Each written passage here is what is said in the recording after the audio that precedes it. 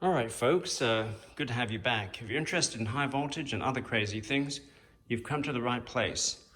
I was recently inspired by a video by Jay from the Plasma channel where he made a Marx generator using water bottles and water.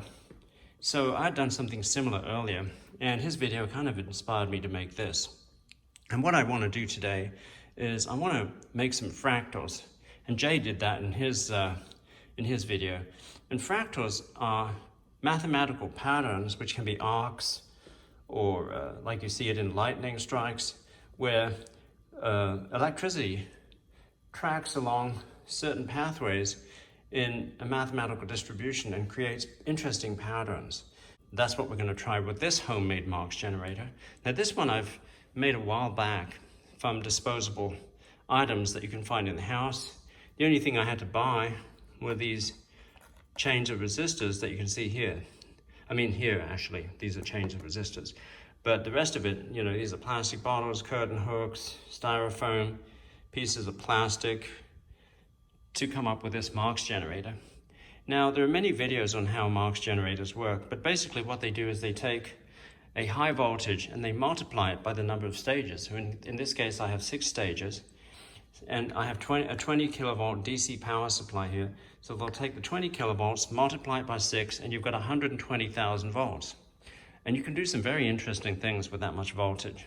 You can make some interesting plasma, and we're going to do today's experiment using this generator. And the basic principle is the high voltage DC, which is 20 kilovolts from this little generator, which is powered by these batteries, charges each of these capacitors. Each of these bottles acts as a capacitor, and there's foil on the inside and outside. Charges each of these up in parallel, and then when the charge on these capacitors is high enough, they spark over to the next one to join up the circuit, which allows them to discharge in series. And that's the basic principle. And then I have change of resistors. These are chains of resistors here, which add up to about a mega ohm each. So first of all, we're just going to test it out by allowing it to discharge onto this aluminum plate. Now these things are quite dangerous because although they produce very high voltages, and typically high voltages are associated with lower current, in the case of Marx generators, the current is quite high. So let's just test it and check the lightning out as it hits the plate.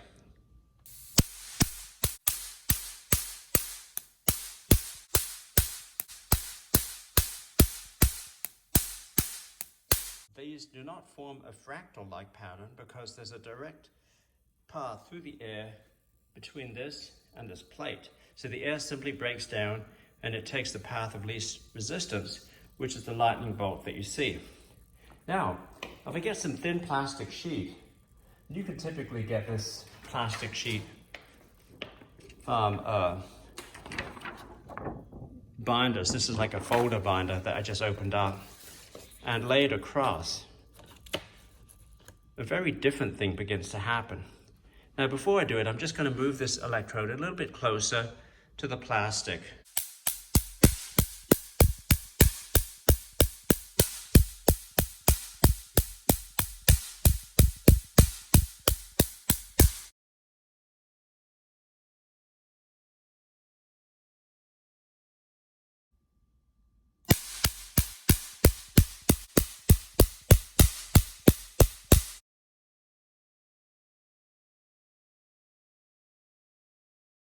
So as you can see there, the charge spreads over the surface of the plastic and creates these interesting fractal-like patterns.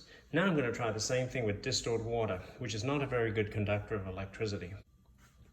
In this container we have distilled water. Now look at those interesting patterns you get on the water, just like a real lightning storm.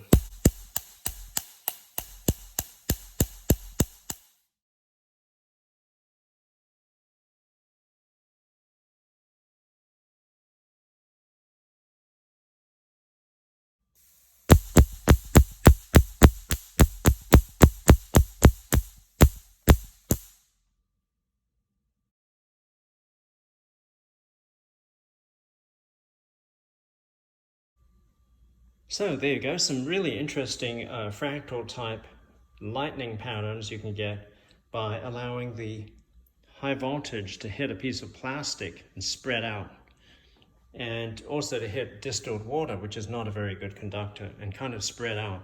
The thing that really surprised me is that you can actually get sparks right through the water. Well, I'm real happy you checked in on this channel and got to see some of this stuff. Please don't forget to subscribe and like.